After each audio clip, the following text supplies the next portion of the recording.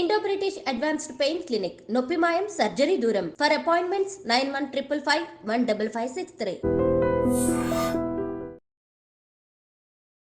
నమస్కారం, welcome to I dream ధర్మ మార్గం విత్ విజిత కార్యక్రమానికి స్వాగతం.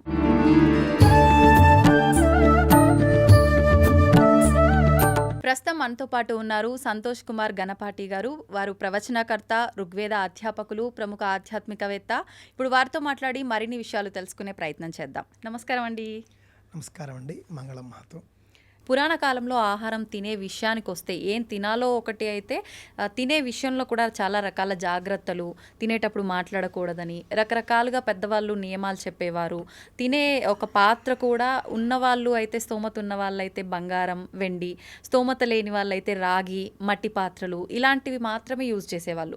కానీ ఇప్పుడు పరిస్థితుల్లో చూస్తే కనుక స్టీలు, ప్లాస్టిక్, పేపరు రకరకాలుగా వాడుతున్నాం.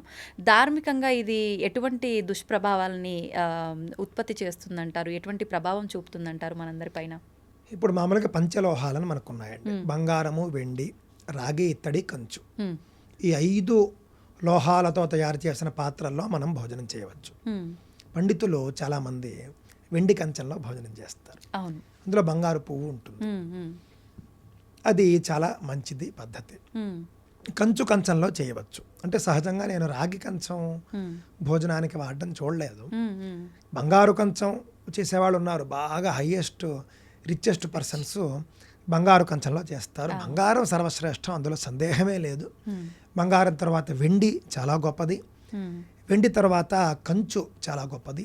ఇత్తడి కూడా, ఇత్తడి కంచాల్లో కూడా చేయవచ్చు. రాగి అంటే రాగి ఇత్తడి దగ్గరికి వచ్చేసరికి ఏంటంటేనండి, కొంచెం కెమికల్ రియాక్షన్స్లో కొన్ని తేడాలు ఉంటాయి. అందువల్ల భోజనాలకు కంచాలుగా రాగి, ఇత్తడి వాడినట్లుగా నేను ఎక్కడ గమనించలేదు. కంచు మాత్రం భోజనానికి వాడతారు. అంతవరకు నేను చూడడం జరిగింది. వెండి, కంచు వాడతారు. ఇవి కూడా లేవు. ఇంకా అనేక కంచాలు చెప్పారు. అందులో కొంతమంది, అందరూ కాదు కానండి, యోగులు, సన్యాసులు వాళ్ళు చెక్క కంచంలో తినడం నేను చూశాను. చెక్కతో తయారు చేసిన కంచాలు వాళ్ళకు ఉంటాయి, అందులో తింటారు. మట్టి కంచాల్లో కూడా మీరు తినచ్చు. కానీ దురదృష్టవశాత్తు నేటి రోజుల్లో మట్టి కంచాలు కాస్ట్లీ అయిపోయాయి. అవునండి. అది కూడా సంపన్నులు తినేటటువంటిది అయిపోయింది. కావున మీరు ఏం చేయొచ్చండి, చక్కగా మీరు ఆకులో తినవచ్చు. ఆకులు ఉన్నాయి కదా. మరి స్టీల్ కంచంలో తింటే ఏమిటి దోషము అని అంటే కనుక అది ఇనుము కిందకు వస్తుంది. దురదృష్టవశాత్తు మన వద్ద ఇనుము వాడకం ఎక్కువ అయిపోతుంది. అంత మంచిది కాదు. ఇనుముకి మనం దూరంగా ఉండడం మంచిది. స్టీలు, ఇనుము దాదాపుగా ఒకటే, జాతి ఒకటే. ఇందులో నేను చూసినప్పుడు అల్యూమినియం అసలు పనికిరాదు. అల్యూమినియం అనేటటువంటిది బ్రిటిష్ వాళ్ళ పాలనా కాలంలో ఖైదీల యొక్క శక్తిని, బలాన్ని తగ్గించడం కోసం అల్యూమినియం పాత్రల్లో వాళ్ళకి ఇచ్చేవారు. అంటే జైల్లో ఉన్నంతకాలము కూడా వాళ్ళని బలహీనుల్ని చేసి అప్పుడు వదిలినా కూడా ఇంకా పర్వాలేదు అనే ఉద్దేశంతో భారతీయుల్ని శక్తిహీనుల్ని చేయడానికి ఇచ్చినటువంటి పాత్ర అల్యూమినియం పాత్ర. దాన్ని మనం నేడు నెత్తిన పెట్టుకుని మనం దాన్ని వాడుతూ ఉన్నామండి. అల్యూమినియం అసలే పనికిరాదు. స్టీల్ కూడా మంచిది కాదు. చాలామంది ఏమంటారంటేనండి, మీరు ఇన్ని చెబుతున్నారు, మాకు ఇంక వేరే మార్గమే ఉంది, స్టీల్ అయితే చీప్ కదా అని చాలామంది అనుకుంటారు. కానీ అండి, స్టీల్ కంచం ఒక 100 రూపాయలు ఉందనుకోండి, 200 రూపాయలు ఉందనుకోండి, కంచు కంచం మీకు 1000 రూపాయలు ఉంటుంది. స్టీల్ కంచం మీరు ఎంతకాలం వాడతారు, కంచు కంచం ఎంతకాలం వాడతారు? లైఫ్ చూడండి, నాణ్యత ఎక్కువగా ఉంటుంది. మీరు కంచు కంచం మీరు 100 ఏళ్ళు వాడచ్చు, 100 సంవత్సరాలు వస్తుంది మీకు. 3 తరాలు వాడచ్చు. బోర్ కొడుతుంది. కానీ కంచులో ఇంకొక మంచి లక్షణం ఉందండి. కంచు కంచంలో మీరు భోజనం చేస్తే సౌందర్యం పెరుగుతుంది అని శాస్త్రం చెబుతోంది. ఇలా చెప్పండి. ఇది ఇప్పుడు పెళ్లి కానటువంటి కుర్రాళ్ళు వాళ్ళంతా కూడా తెలుసుకోవాలి. అంటే పెళ్ళైనటువంటి వాళ్ళు అంటే ముఖ్యంగా, మళ్ళీ దానికి వేరే నియమం ఉంది కానీ సరే, అది పక్కన పెడితే కంచు కంచంలో తింటే సౌందర్యం కలుగుతుంది, అందం పెరుగుతుంది. అందువల్లనైనా కంచు కంచంలో భోజనం చేయండి అని నేను చెబుతాను. ఆకుల్లో తింటే అద్భుతమైనటువంటి ఫలాలు. విస్తరాకుంది, అరిటాకుంది, మోదుగాకుంది. తెలంగాణలో మోదుగాకులు బాగా పండిస్తారు. వరంగల్ అటువైపు వెళ్ళిపోతే మొత్తం మోదుగు చెట్ల పంట. ఏమి పుణ్యం చేసుకుందో ఈ భూమి అనిపిస్తుంది. బ్రహ్మవృక్షం అని పేరు మోదుగు చెట్లకు. అలాంటి మోదుగు చెట్లు వేలల్లో పెంచుతున్నారు, వ్యవసాయం చేస్తున్నారు. గొప్ప పుణ్యం అండి అది. బ్రహ్మవృక్షము అని పేరు దానికి. పలాశ వృక్షం అంటారు. హ్మ్. కావున మోదుగాకులో భోజనం చేస్తే మేధాశక్తి పెరుగుతుంది. మోదుగ విస్తరాకులో భోజనం చేస్తే ఓకే. ఏకాగ్రత పెరుగుతుంది. చదువుకునేటటువంటి విద్యార్థులు మోదుగ విస్తరాకులో భోజనం చేస్తే కనుక తరచుగా మీకు చక్కగా బ్రెయిన్ చాలా షార్ప్ అవుతుంది అని నేను చెప్పదలుచుకున్నానండి. మోదుగాకు రూపాయో రెండో ఉంటుంది. నెలకి మీరు 60 రూపాయలు 70 రూపాయలు ఖర్చు చేస్తే మీకు రోజు వచ్చేస్తుంది. అవును. మాకు మోదుగ విస్తరాకులు దొరక్క మేము బాధపడుతూ ఉంటాం. అవునా? ఇక్కడ తెలంగాణలో మోదుగ విస్తరాకుల పరిశ్రమలు బాగా ఉన్నాయి. హ్మ్. కావున మోదుగ విస్తరాకులు వాడండి. ఓకే. అరిటాకులు వాడినా బాగుంటుంది. రోజుకు రూపాయి. అరిటాకు కూడా ₹1 కదండి ఉన్నది. అవును, అవును. లేదా కొంచెం ఒక్కసారి తీసుకుంటే మీరు 20 ఏళ్ళు వాడచ్చు. ఇప్పుడు దొరుకుతున్నాయండి కంచు పాత్రలు ఎక్కువగా? మీ కంచు కంచాలు ఉంటున్నాయండి. మా ఇంట్లో కంచు కంచాలు ఉన్నాయి. 900, 1000 అలా ఉంది దాని యొక్క ధర. కొంచెం అవి ఓన్లీ కాస్ట్. తినడానికైనా వండడానికి కూడా ఉపయోగిస్తారు? వండడానికి కంచు గిన్నెలు ఉపయోగిస్తారండి. అందులో చారు పెడతారు. కొంచెం కేరళ అటువైపు మన గోదావరి జిల్లాల్లో కూడా కంచు గిన్నెలో చారు పెడతారు. ఇలా కొన్ని వంటకు కూడా వాడతారు. అన్నం వండుతారు. కావున అజ్జరం అని ఉందండి మనకి అటు మన పశ్చిమ గోదావరి, తూర్పు గోదావరి. ఆ అజ్జరంలో కంచు పాత్రలు, ఇత్తడి పాత్రలు ఇవన్నీ అమ్ముతారు తయారు చేసి. ఊరంతా అదే పరిశ్రమ ఉంటుంది. చక్కగా వెళ్ళి కావలసినవి తెచ్చుకుని మన వాళ్ళు అంటారు కానండి. ఉదాహరణ ఒకటి చెప్తాను మీకు. ఏదైనా ఒక పెద్ద స్టార్ హీరో, పెద్ద స్టార్ డైరెక్టర్ తీసినటువంటి సినిమా చూడడానికి వెళ్తారు. ఒక టికెట్ కనీసం 300 ఉంటుంది. కుటుంబం అంతా వెళితే 1200. అది ఒక్కసారి మానేసి కుటుంబ యజమానికి కనీసం పోని ఒక కంచం కొనిస్తే 25 ఏళ్ళు తింటాడు దాన్ని. 4 సినిమాలు మానేస్తే 4 కంచాలు. ఆ విధంగా మనం అనుకోవాలే కానీ ఏమైనా చేయగలం. ఒక ఖర్చు తగ్గించుకుని ఒకటి మనం చేసుకుంటే సరిపోతుంది. ఓకే. అయితే ఇప్పుడు స్టీల్ వాడడం వల్ల ఎలాంటి దోషం వస్తుందంటారు? అంటే స్టీలు అనేటటువంటిదండి ఇనుము అని ఇందాకే చెప్పాను నేను మీకు. ఇనుము అనేది ఎప్పుడూ కూడా ఆ ఇనుము పాత్రలో తినడం అనేది మనకు అంత ఆరోగ్యకరం కాదు శాస్త్రపరంగా. మీరు గమనించి చూస్తే నేను మీకు ఒక విషయం చెబుతాను. కోవిడ్ రోజుల్లో అమెరికాలో ఏం చేశారంటేనండి, ఆసుపత్రుల్లో ఇనప మంచాలు ఉంటాయి కదా మామూలుగా.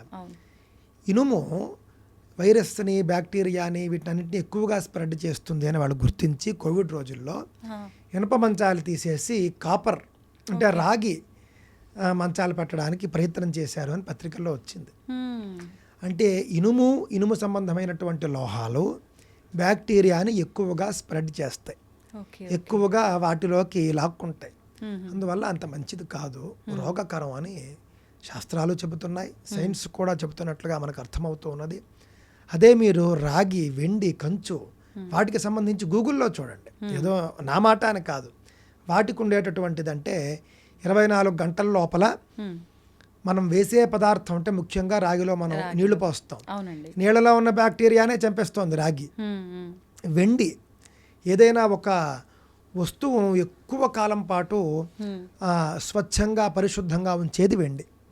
దానికి సంబంధించి ఒక ఇతిహాసం అంటే ఒక హిస్టరీ కూడా ఉంది.